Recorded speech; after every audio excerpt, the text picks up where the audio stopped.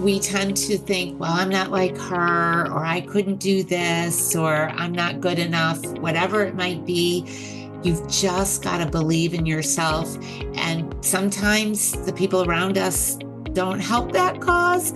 So find those people, really link arms and become friends with people that will help you believe in yourself. Because I think if you have a strong sense of belief, you can do anything. That's the voice of Susan Wheeler. In alignment with our mission, today on Living Big Mindfully, we are talking about Susan's remarkable journey, really from being a young single mother to experiencing a major life-threatening accident and her subsequent remarkable recovery to where she is today. Susan is truly an inspiration, and I'm so happy to be sharing this with you. So get comfy, listen in as we cover everything from what happened to pivotal points in Susan's recovery and her decision, spoiler alert, to start running, which once the doctors seemed impossible. Then we chat about living intentionally, motivation, and mindset. And of course, Susan wraps things up with some powerful sage advice. You know, like us, Susan is really committed to health and wellness for the long haul. So I know she'd love to hear from you. Links to Susan will be in the show notes. As always, I thank you. I support you. I'm here for you. And I hope you have an amazing day. Okay, here's Susan.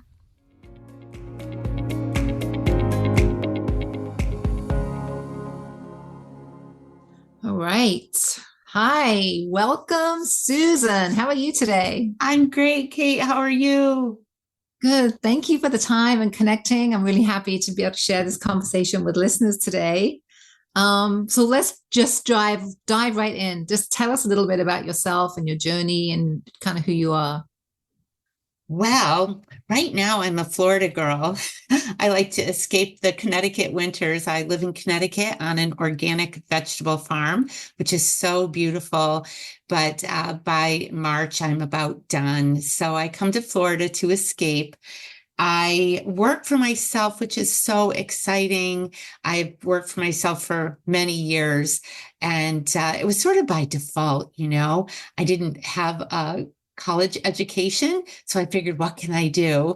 And I figured it out. I figured it out. So it's my whole life. I've been an entrepreneur. It's pretty cool. How neat. How neat. Yeah. Yeah. Yeah. So you have quite a backstory, right? You've had quite a journey. You have quite a backstory. I'd love to share with listeners a little bit more about that if you're willing. Sure, absolutely. So it's funny, I was thinking about this today because we had talked a little bit, and I knew I was going to talk about this. And it's funny how the things that defined you at one point don't anymore. And then you look back and you're like, gosh, how did I get here? And I'm going to tell you about my accident that I had, which was very traumatic. It was a big deal. And at the time that it happened, you sort of feel like your life is over. But it was just the beginning. So I look back at that now, and some people have bad things happen, and then that is their nemesis. They're constantly looking at that like a bad thing. I don't even think about it anymore, but it was definitely the catalyst for me. So, like I said, I've been an entrepreneur my whole life. And my dad died when I was in high school. So there was just not an opportunity for me to go off to college. And I got married young. And I really always felt I was made for more, but I didn't know what more was. I just knew that I didn't want to be an employee or just sitting at a desk or doing something for someone else. And I also thought financially, if I did my own thing, I could make more money. And I've done several things over the years. In my 20s, I owned a bakery. And when I was in my 30s, I owned a cleaning business, which essentially meant I was cleaning people's houses. But I wasn't working for anyone else. I was working for myself. Yeah. And one house I was cleaning one day, and there was a little dust on the beyond the railing of the balcony and I grabbed onto the railing to dust the floor. And I went over 14 feet head first Oh, into from a bedroom to a living room. And I hit the floor and it, I remember when the paramedics came and they asked me what was broken. I just remember looking up at them and saying, everything is oh, broken. I ended up with broken ribs, a shattered pelvis. I broke my back, my arm. I had bruising oh, around my heart. And I was laid up for quite some time. And at the time, my job was physical. yeah, I bartended a few nights a week to make yeah. some extra money. I was a single mom, divorced at the time, and I was it. I had a home, a mortgage, and I had no way to do anything. Oh, I couldn't, I couldn't move my legs. It was at the time, I really thought I was going to lose everything. I yeah. really did. And obviously, I'm here today. I survived, but it was a physical and mental challenge for me.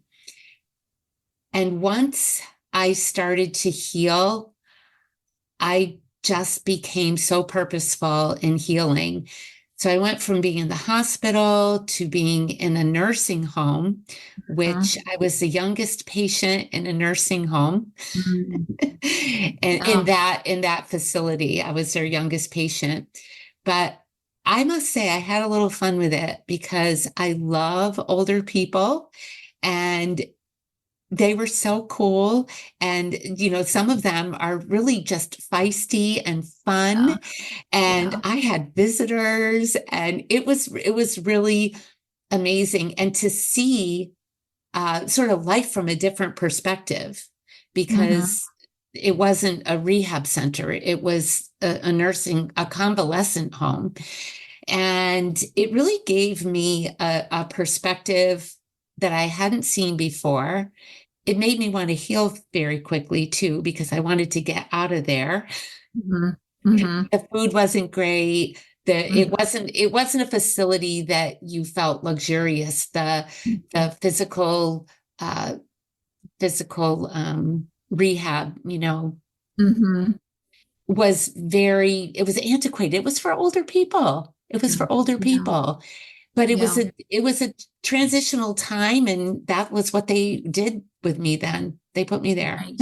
Right. Right. So that was motivating to get better. But also, then I was just really motivated to make sure that I was never in a position like that. I mean, had things on my legs blowing, so I didn't get blood clots. They were keeping the blood flowing. And Hmm. I mean, I couldn't get in and out. I couldn't do anything, Kate, I can't nothing. imagine. I can't imagine. I mean, as you're telling your story, I'm trying to in a very limited way, trying to put yourself in your shoes. And I just imagine you just laying there on that floor. I just can't imagine. I mean, your life just changed like that in an instant, In right? an instant. Everything you knew up to that point, right? Young mom, single mom, working your rear end off, trying to make things happen. In that one instant, everything changed. Like, wow. The power of that is just so immense, right? And then I hear you saying, now today, that it's almost in the background. It's like something you don't even think about anymore, right? That you're so far from that, right? In your recovery and your healing, you're so far from that. And that's truly inspirational, right? I mean, that's just so powerful. So powerful. Yeah, it was a great lesson. I sort of look at it like we all need a starting point, and I guess that was it for me. It was the catalyst that made me stop playing small, that made me dream bigger, that made me appreciate life more, that made me appreciate my body when it worked more. We take so much for granted, Yes. And like I say, yeah, I'm fine talking about this, but for a long time when I was getting started off, it was my story. It was Mm, my story. It sort of mm, defined me, but I don't let that define me anymore. It's sort of like learning the alphabet when you're in kindergarten or first grade, and you needed that. You needed to learn that. And basically, everything we do now was sprung from that initial lesson that we learned, but we seldom think back to, gosh, it was, what a cornerstone, what a, yeah. that was so foundational. We just sort of take it for granted. And that's how I think now. My point is that I'm not a victim. I don't live Oh, there. It was, 100. it was a wonderful learning experience that I don't recommend for anyone to ever have to go through. But I'd Mm-hmm. like to use that to be able to say, look what I've done. Mm-hmm. And, Kate, one of the things, so I could say I was always a little on the wimpy side. Mm-hmm. I, I don't know, I was a little awkward, never really athletic. Um, I would do things, but I wasn't bold. I just sort of did whatever I needed to do. And when, from the moment my body hit that floor, there was no one there. This was a weekend home. And Oh, gosh, I'm dating myself, but almost 30 years ago that this happened. No wow. cell phone, no, so I didn't have anything. And as I was falling, and if you ever talk to anyone who's had sort of a major episode like that, you'll see that they don't, whatever's happening happens for a long time. I mean, Mm-hmm. I probably hit the floor in a second or 2 seconds. Mm, But to this day, it seems like a very long time, and so many things went through my mind. And mm, I could talk about that for a long time. I won't, but mm-hmm. the one thing that I said to myself is, Susan, don't hit your head, because you'll die, or something bad will Mm-hmm. happen. So Mm-hmm. it was important to me to keep, I just kept my head up. And, that's why, and my head was fine, and my left arm, that was it. And I had to use my head and my left arm to decide what to do and get help for myself, Wow. because no one was going to find me there. And I think it was a Wednesday or a Thursday, and the people didn't come till Saturday. Wow. Wow. So, my little boy was in preschool, and nobody really knew where I was. So I had to drag myself across the floor, and there was a phone on the floor. Can you Oh, believe it? wow. There was a phone on the floor, and I got to the floor, to the phone, and that was the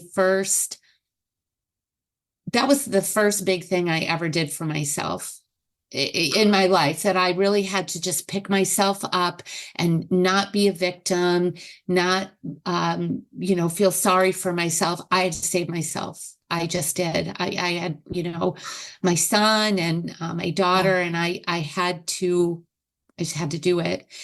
And that made me realize I can do hard things. Oh. I can Mm. do hard things. And for many, many years, when hashtags became, a thing, it was no excuses, no excuses. Yeah. Yeah. That's really powerful. I just, again, trying to put myself in your shoes for a little bit. And so you're laying there, and then you're trying to you have to figure out what's next, right? Because again, that context, nobody's coming, there's no phone, you're in bad shape, and you now have to scooch yourself across the floor and make this 911 or 999 call for help. Yep. I Wow. did. I did. And I knew I was in bad shape. I knew I could feel I felt like there was a jigsaw puzzle in Mm, my inside my body. And I'm very, very lucky because falls like that tend to, create internal injuries. mhm. Hey, I didn't have a scratch or a bruise on my body. Wow. Nothing. Nothing. It Wow. was just a massive broken bones and Mm, yeah. wow. But like I say, when you do something like that, when you can sort of save yourself, it's so empowering because you think, what can't I do? Like, Right. this is nothing, this Right. is nothing. And I don't diminish when someone goes through something, Mhm. it's your thing. It's a big deal. I don't care if you have a splinter in your finger that gets infected. I get Yeah. it. Yeah. I get it. Uh, but when you heal from something or Yeah. you just really realize how darn powerful you are. Yeah. I love that. And your story just really feeling a lot of kind of like just compassion. So really resonating with me right now because I do feel like we go through, everybody has been through there's something, right? And that is really true healing, right? When we can go through this experience, whether it's an accident, an illness, grief, loss, trauma, whatever, right?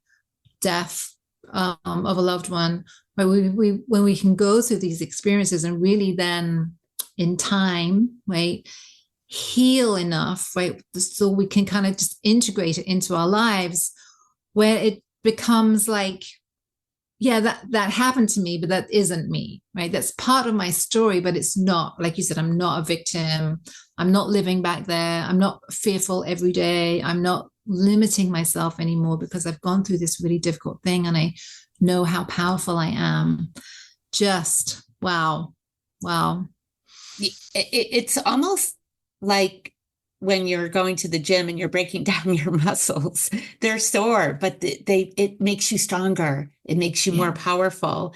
So it's okay to fall down and not, literally, figuratively, but you've got to get back up and you've just got to become bigger than whatever it was that took you out. Yeah. And it's sort of been, trust me when I say I would never want to go through that again. But if I look back, it was the push I Mm-hmm. needed. It was the Mm-hmm. push I needed. Yeah. I was with a friend the other day. She's visiting me here, and we were on a hike, and we talked about, having to learn a lesson, right? Learn from somebody else, and the message is, I like to say, you don't have to learn the lesson yourself. Take someone else's lesson and learn from it. And that's another thing that has really been helpful to me because I would never wish this on anyone else, but I would love people to really understand that and inspire people to do things. And one of the great things that happened for me now, for many, many years, I would go to a local race in town, Mm-hmm. and there was nothing wrong with me, but I would watch these people running just a 7 mile Mm-hmm. race and think, oh, next year, but I never did it. I never did Okay.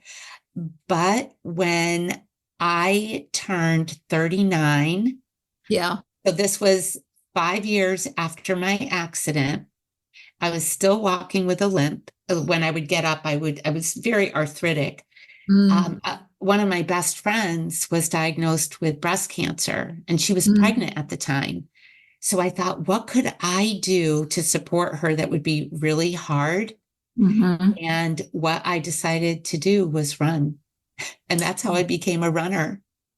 Because Wow. running for me, it would have been easy if I had started when I was 30 before I broke all my bones. But I started the hard way. But you know what? I became a really great runner. Wow. Wow. Yeah. And that's how you and I were connected, right? Through Paul, right? Paul, I know he's a runner too, and he connected us, and he shared with me that you had been running marathons, right? So tell me and listeners a little bit about your journey, right, from basically hospital bed to running marathons. I mean, that in itself is inspirational and amazing. Running is really healing. I Mm, think people tend to have an injury and then baby it. And the more you sort of baby whatever that is, um, you lose it. So mm, once I started running, I can't even tell you, I don't limp, I don't feel sore, I don't feel arthritic. The doctors would all say to me, "Oh, you're going to have some terrible arthritis."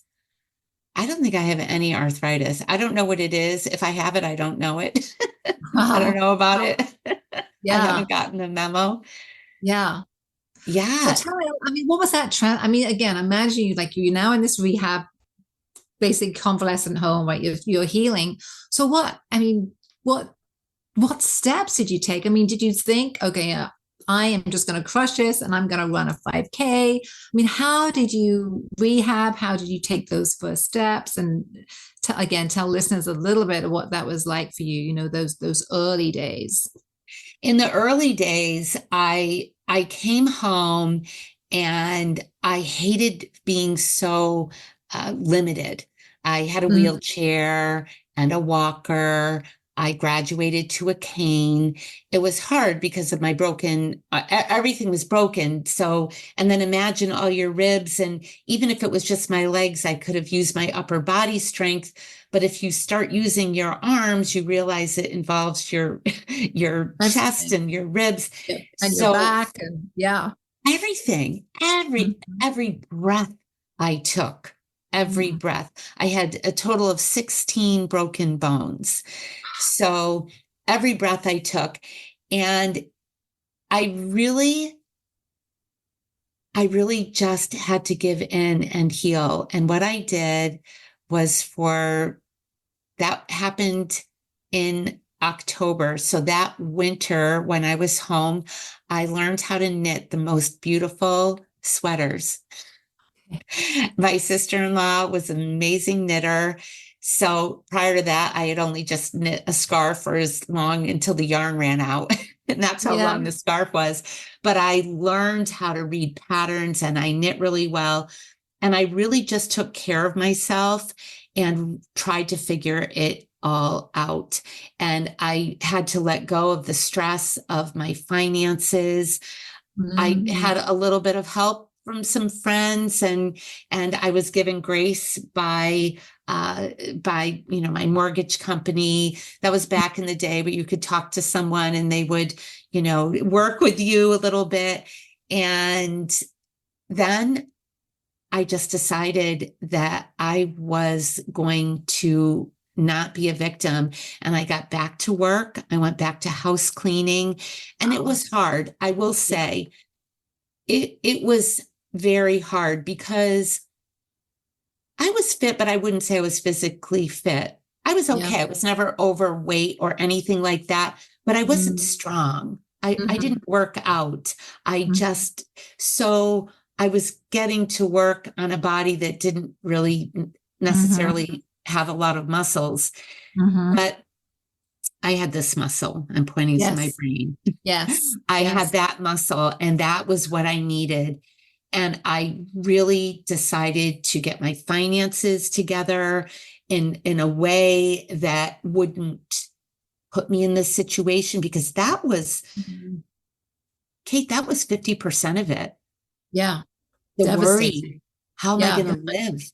Yeah. Absolutely. Yes. Yeah. Single parent, small child, no income now. Right. I totally hear you. Yeah. My That's job why I'm so passionate about that money as a component of wellness and fitness, right? We talk about fitness, your mental health, physical health, blah, blah, blah, but financial fitness is so important. So you're really touching on that now. So thank you. Yeah. Yes, it's so important because you don't realize it, especially when you're younger.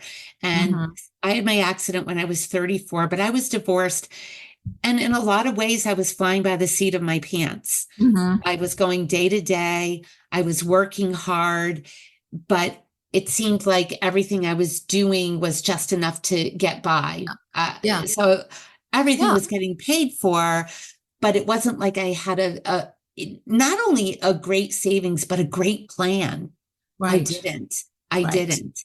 Right. There And was no that made me, cushion. There was not much extra. Right. No, I totally get you. yeah, Totally. yeah. Yeah. And that is a tough age. If I'm going to be fair with my 34-year-old self, it Yeah. is a tough age because you really are starting to get your get your career going or whatever it is. Mm-hmm. So I don't beat myself Mm-hmm. up too much, but I Sure. realized how important that was, not Yeah. only to be physically healthy and mentally healthy, but financially healthy. Yeah. And Yeah.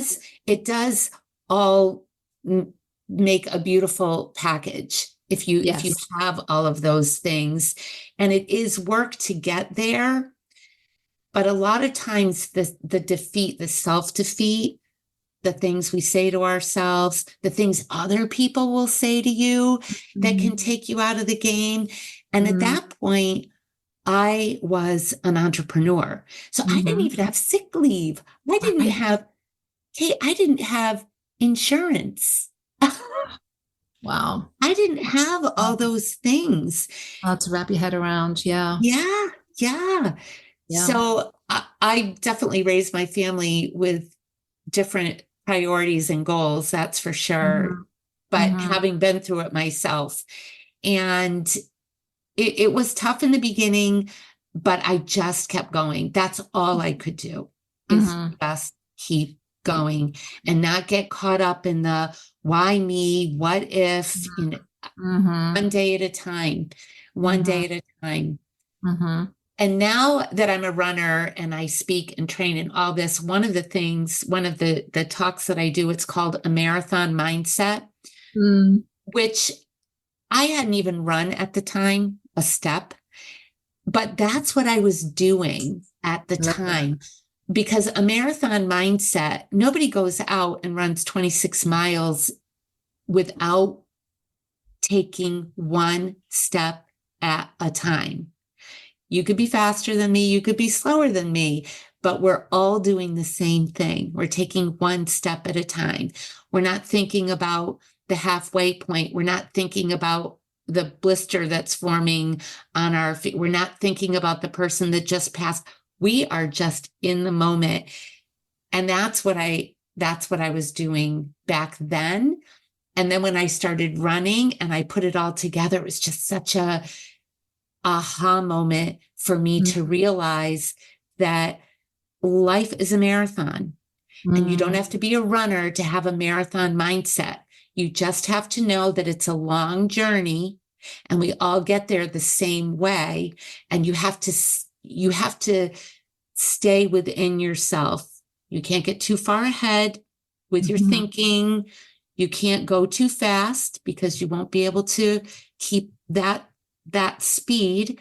So you just have to take it one step at a time. And so when I created that talk, it was so natural because that's what I did. Mm-hmm. That's beautiful, right? And it helps me and hopefully helps listeners understand that it was really just these tiny baby steps, right? Just day in, day out, the consistency, right? The mindset, the just kind of gutting it out. I mean, there must have been days that were so painful and just brutal, but you kind of kept on pushing through. One day, one moment at a time. And I will tell you this too. It sounds like I'm a train wreck, but as I got into the marathon running, you get injuries when you're running, like little things happen. So I got a bike, a beautiful, beautiful trek racing bike, because I Mm, figured I'm going to save my legs. Running was so healing for me. I loved it. I never wanted to not be a runner, but I thought if I can do some extra training with a bike, it mhm, will save the mileage on my legs and feet. And I had I had an accident on my bike. I hit a little pothole. I wasn't going down a hill. I was just on a straightaway. And I do remember I was going 23 miles an hour because I had just looked down. And do you know what arrow bars are? They're the long bars that come out straight so you can rest your arm and your elbows on them and hold them. So I had the arrow bars on my bike. I was serious. I had the biking shorts and the clip-in shoes and all that. And I hit a little pothole. I went over my handlebars. The arrow bars broke my ribs. I Mm, landed on my shoulder. I dislocated my clavicle. And in the hospital that night, my lung collapsed. So I had punctured my lung and it was a slow leak and my lung collapsed. And I was about, hmm, well, I was training for a marathon. I think I was mhm, 2 months out from a marathon that I obviously couldn't run. But I did run a marathon 4 months later and I was still hurting. But when I was in that hospital bed, I mhm, had a whole different attitude. mhm, I mhm. said, "You've got this. You've done this before. I could walk, so my legs weren't affected, but it was my ribs and my clavicle.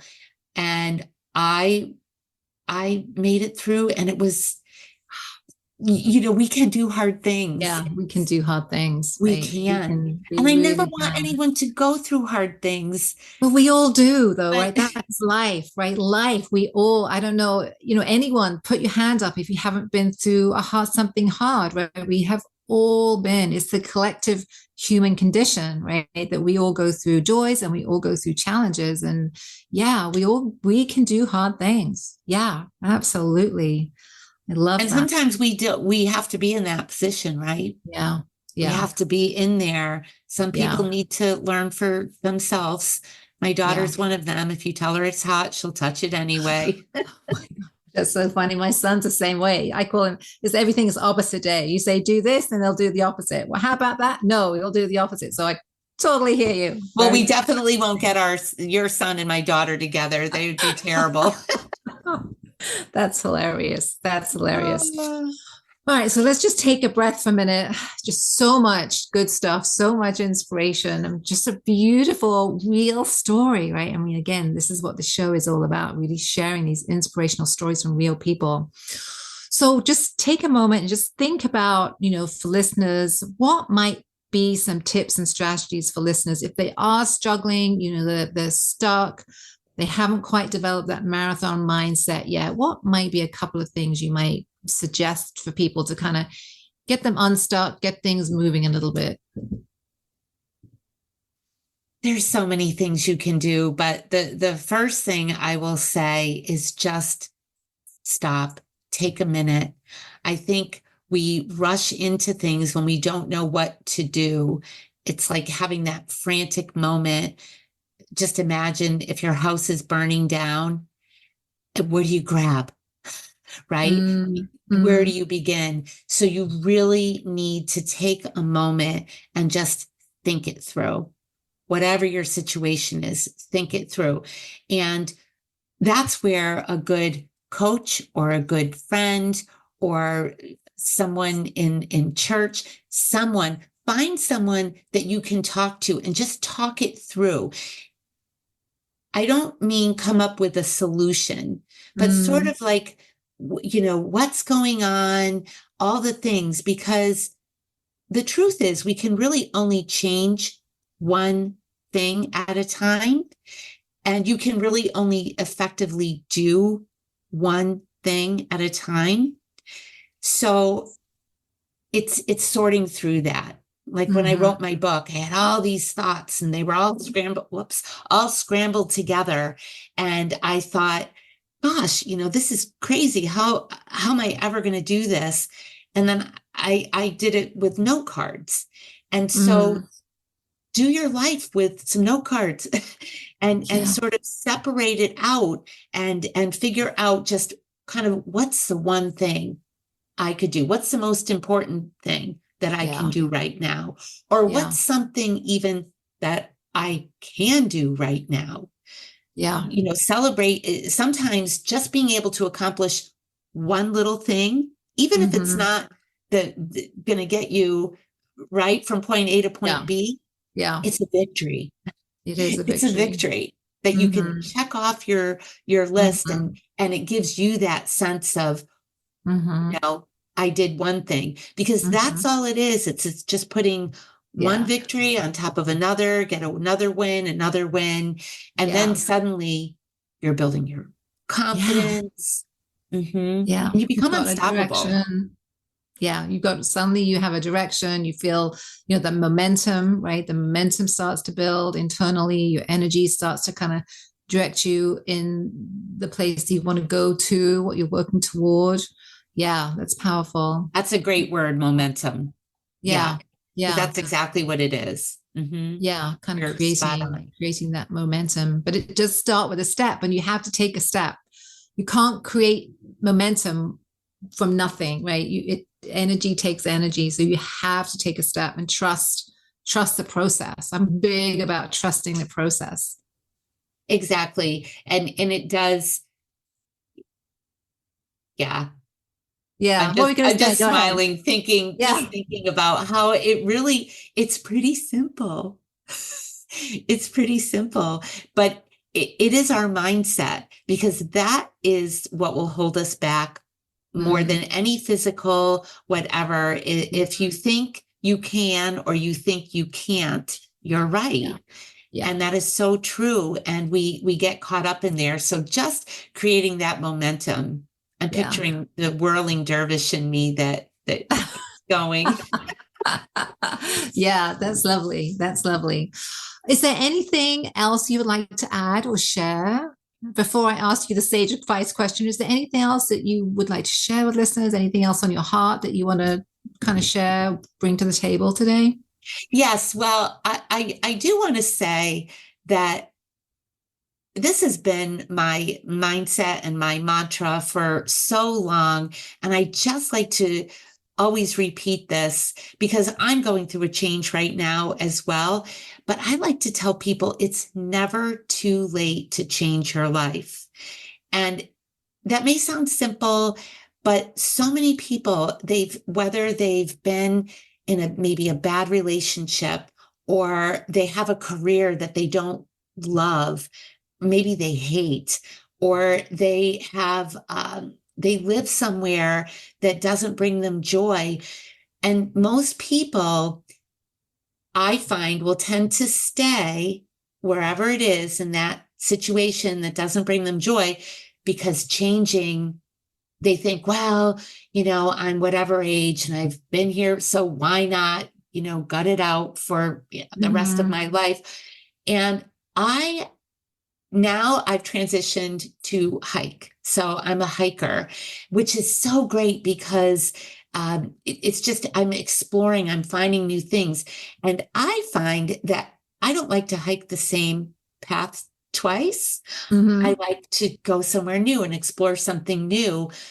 So I just encourage people to think about change. It's not a bad thing. You're here. Who wants to eat the same meal every day their Mm-hmm. entire life, or, do the same routine? And for a lot of people that maybe have a typical job, they might even drive the same exact route every day for 40 years. And so when our body gets and our mind gets so programmed into not changing, we Mm-hmm. forget that we can change.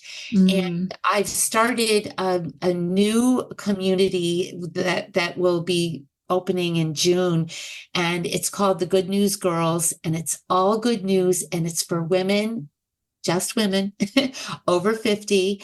And it's for women that or have done probably a lot of what I just described. And Mm-hmm. now they're at a point in their life where they don't even know how to make a change or where to turn to Mhm. make a change. So it's very exciting. We're still in the stages of building this. So I really can't announce it until June, but our website will be open in May, and it's the Good News Girls. So Fantastic. I'm excited about that, and I'm excited about change. I'm even Yeah. excited about, being in my 60s. Yeah. I'm Yeah. smiling about it. Yeah. I mean, in the pre-chat, we were talking about this. This is in this stage of life, it's all about opportunity, right? It's all about learning again. It's about adventure. It's about exploring. It's about opportunity. It's about a process of rediscovering. It's a time of rediscovery, right? Because as women, we've already done so much and cared for so much. It's a time for ourselves. I think that's really exciting. Yeah. Yeah, it really is. And we were talking a little bit before, and the work that you do is just about this time of your life that Absolutely. we're finally freed up. So let's not waste it. Right, right. Let's get intentional, right? Let's set the vision, set the plan. Let's like push the envelope a little bit. I'm a big believer in being uncomfortable, right? And as you talk about making change, that is often uncomfortable for people, but celebrate the discomfort, push it because that's you growing, right? If you're uncomfortable, great, you're growing, and that's so important. And it's never too late to grow. I mean, I wrote a book called Never Too Late, and it's all about that, right? It is Yeah, never too late to grow and push and learn. And yeah, that's super exciting.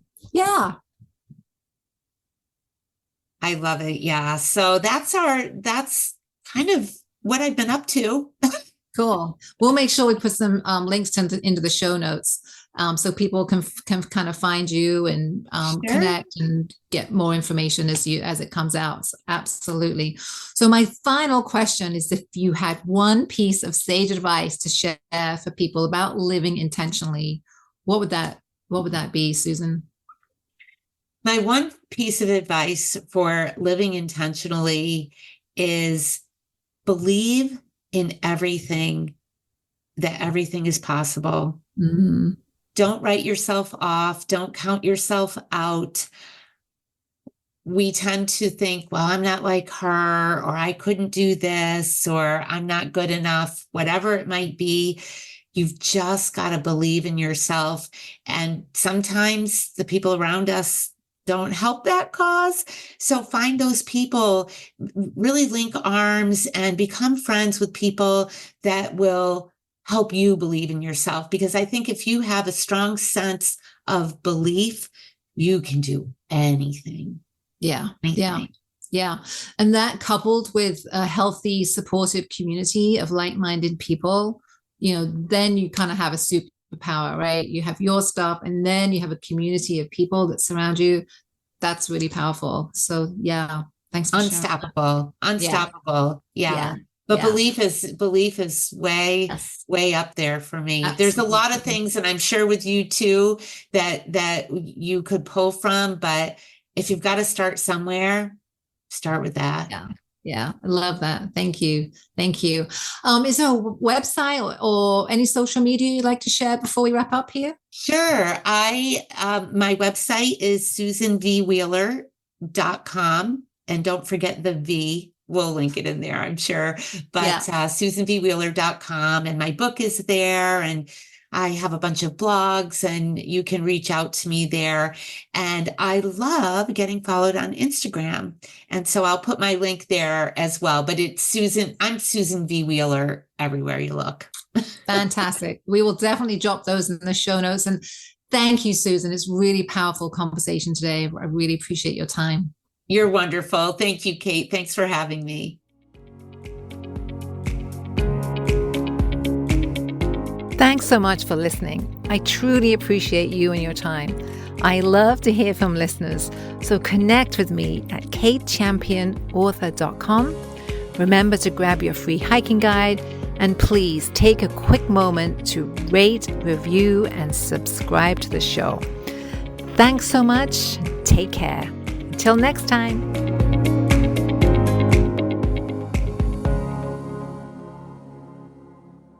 Hey, me again. Just a reminder, this podcast should not be considered professional advice. It's also not a substitute for mental, physical, or any other healthcare-related treatment. For any questions about your condition and or concerns, please contact a fully licensed healthcare professional. Thank you.